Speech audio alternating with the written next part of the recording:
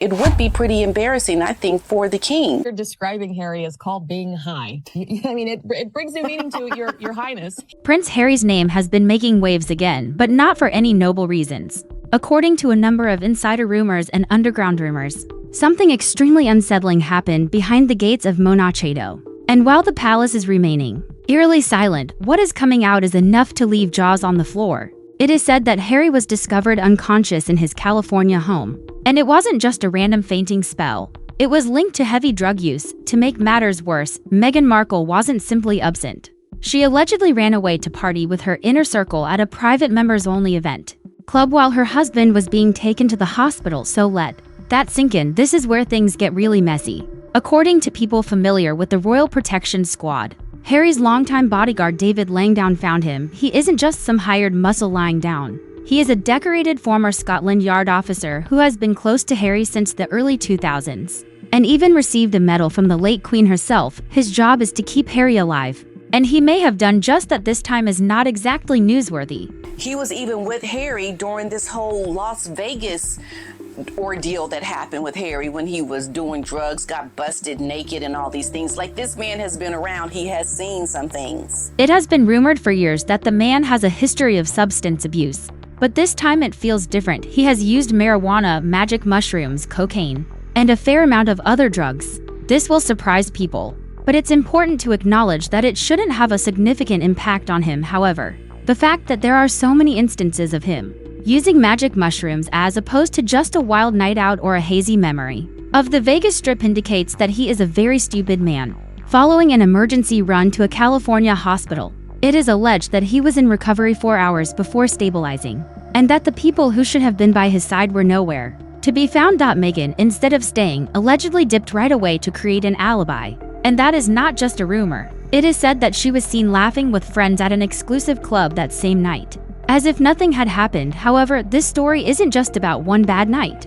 There is a sinister undercurrent running through it all, because if these reports are even partially accurate, then Harry has been spiraling for years and no one with actual authority has intervened to help the palace, even though biographers like Penny Jr., who have chronicled royal life for decades, have hinted that Harry's substance abuse problems predate Meghan's arrival. Let's go back to the early 2000s, when rumors began to circulate that Harry was experimenting with alcohol and marijuana. However, insiders claimed that this was not just a case of teen rebellion.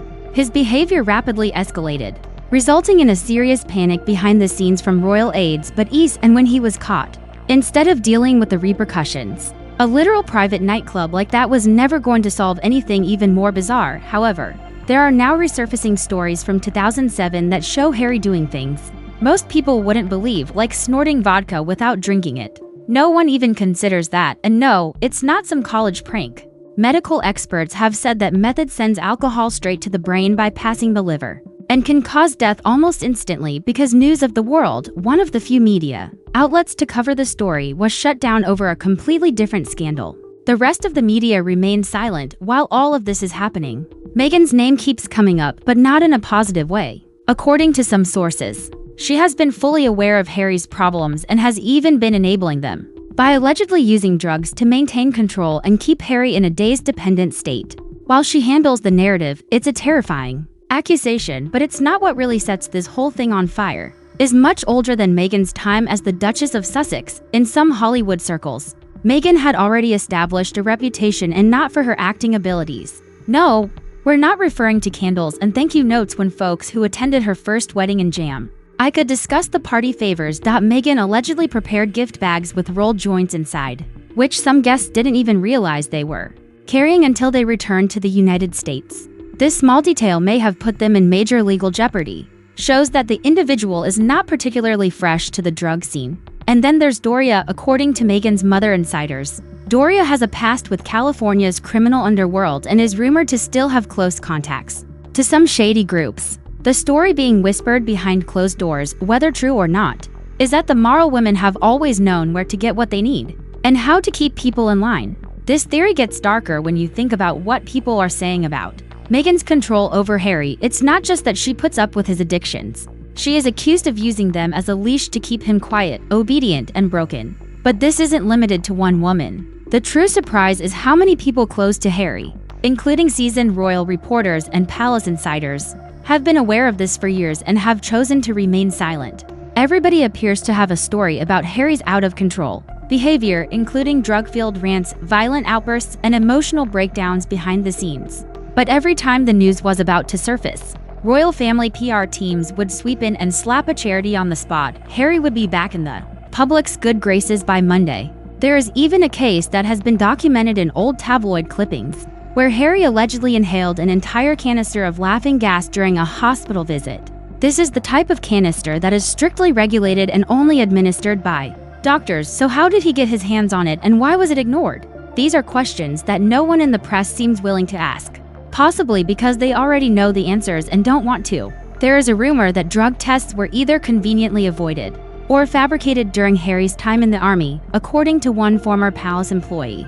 Harry was flown out of the base as soon as a surprise test was announced. Another source claimed that there was an incident involving both cocaine and vodka during that time period, but the palace once again shielded him. Fast forward to the present, and here we have a man deepening his addiction while everyone around him plays stupid Meghan's alleged alibis. The palace is on red alert, but won't say a word, and the media is silent unless it's nonsense.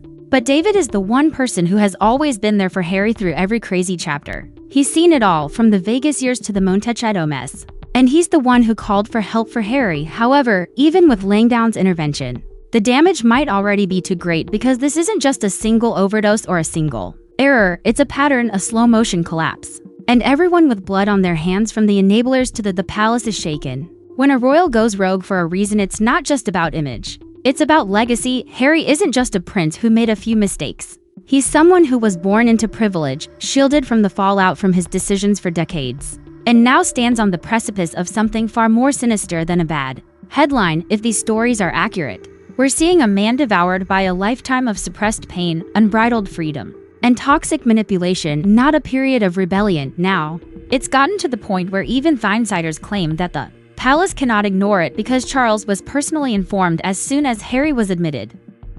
There was no press release or official statement, but behind the scenes, phones were ringing all night in London. The royal machine rushed to contain the story rather than fix Harry, because if this goes wrong, it could destroy the meticulously crafted narrative they've spent years curating. If the rumors are true and Mick actually did leave the scene the night Harry was discovered, the palace will not forgive her. The phrase employed by individuals close to the event, absence, conveys a sense of someone who is not just detached, but also calculating. Alibi: she didn't flee in fear. Instead, she fled to be seen elsewhere because she knew what it would look like. Now that Harry's name is making headlines in relation to addiction treatment facilities and emergency response, the situation couldn't be worse. The rumors in court circles have changed, with Meghan now being openly discussed as the true liability because of her connections to the past and her influence, disregarded as tabloid bullshit. According to reports, senior officials have begun re-examining events from the previous 5 years in an attempt to find they want to know how deeply involved she is. Did she intentionally isolate Harry from his family, supply the drugs, create an environment that kept him dependent? And where does Doria fit into all of this? Doria has been quiet, rarely appearing in public or giving interviews, but some insiders claim that she plays a more active role in Meghan's life than people realize. If drugs played a part in Harry's downward spiral, the fact that these questions are even being asked within royal circles shows how serious this situation has become. There is speculation that Doria may have helped facilitate access, but nothing is proven. Lawyers are preparing for a public fallout rather than a divorce if Harry doesn't fully recover or if he speaks out about what happened. If it turns out that Meghan was even slightly responsible for Harry's demise, the palace will not protect her this time. His story has been made into a media circus, a Netflix special, and